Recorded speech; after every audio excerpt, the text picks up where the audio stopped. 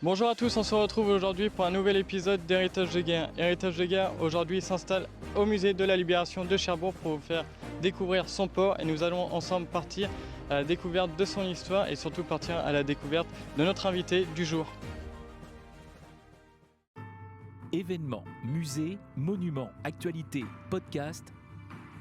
Téléchargez votre application d'ID Live. Disponible gratuitement sur Apple et Google Store.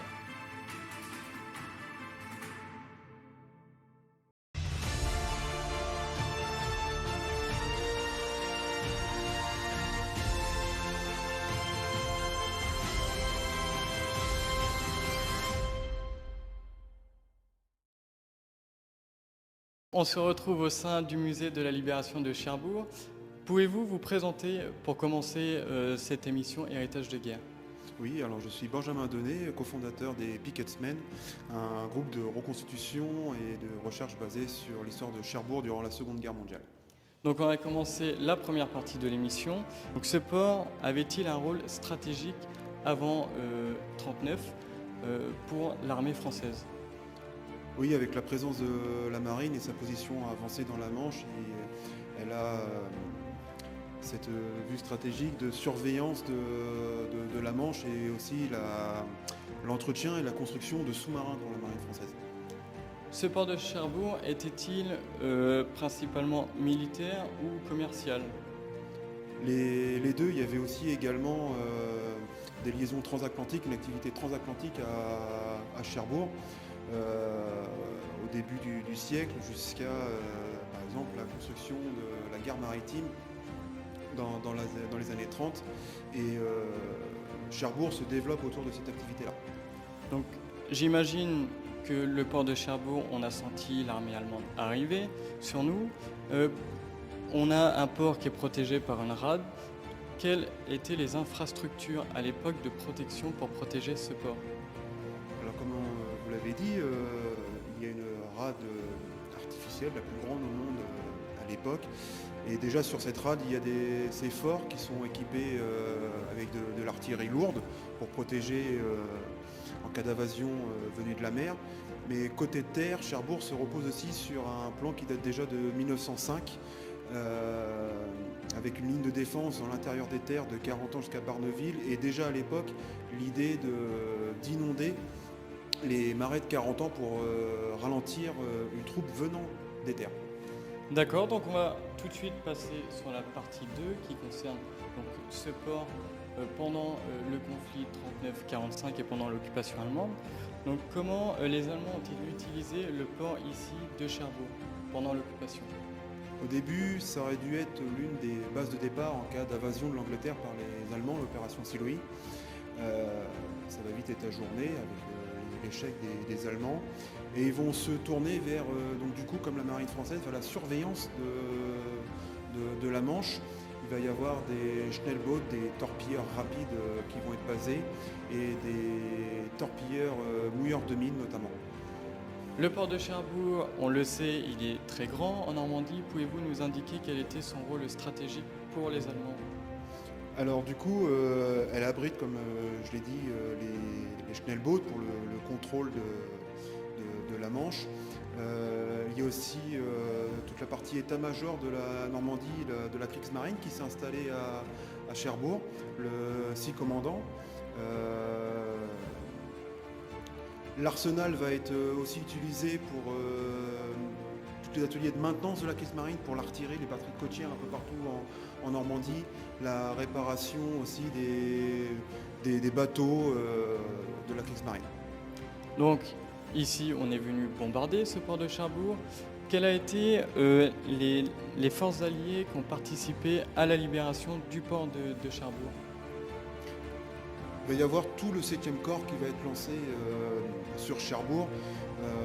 La raison étant simple, c'est que Cherbourg est le premier objectif, l'objectif principal du débarquement pour la suite des opérations.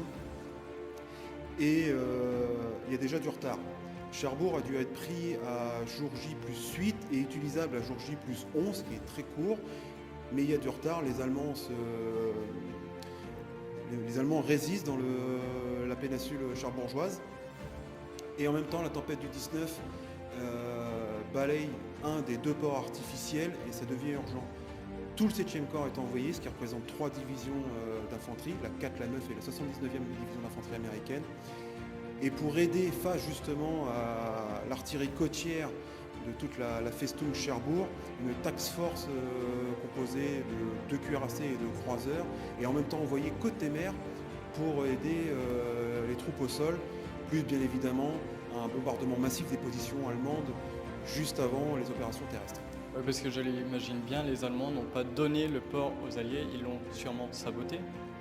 Oui, quand les Américains arrivent dans Cherbourg, leur priorité forcément c'est de remettre en état et d'utiliser le port le plus vite possible.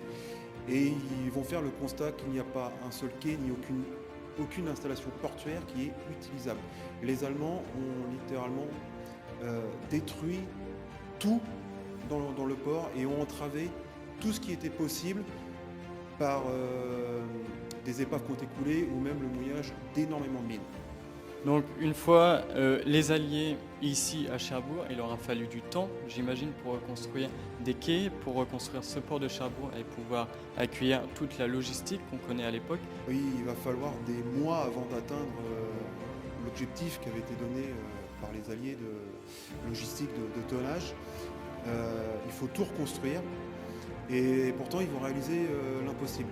Alors que tout est détruit et qu'ils attendent déjà des Liberty Ships, même pas 15 jours après, ils vont employer tout le long que le système D.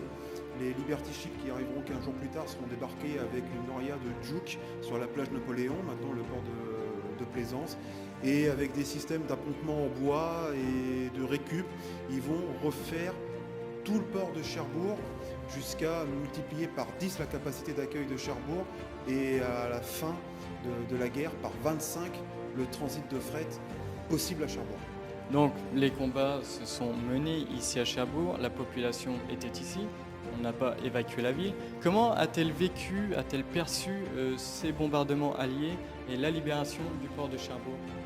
Alors Cherbourg va vite être placé en zone d'opération et zone interdite par les Allemands de par l'importance stratégique.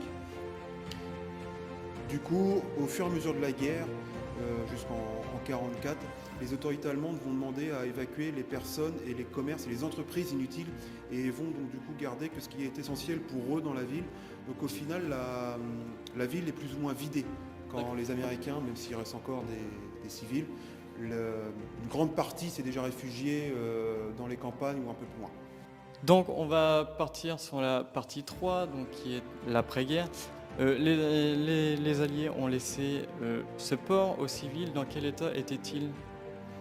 Alors le port est rendu aux autorités françaises en octobre 1945 et le port a été reconstruit avec le système D, comme je disais tout à l'heure, entièrement. Ils vont laisser énormément de matériel et d'infrastructures sur place et la capacité d'accueil est multipliée par 10. Quel était donc le rôle de l'administration française pour remettre ce port en état?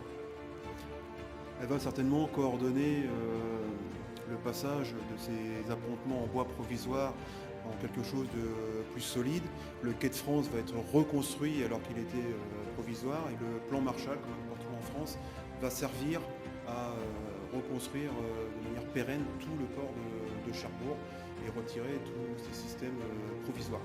La construction de sous-marins va reprendre dans des structures neuves à Naval Group jusqu'à aujourd'hui.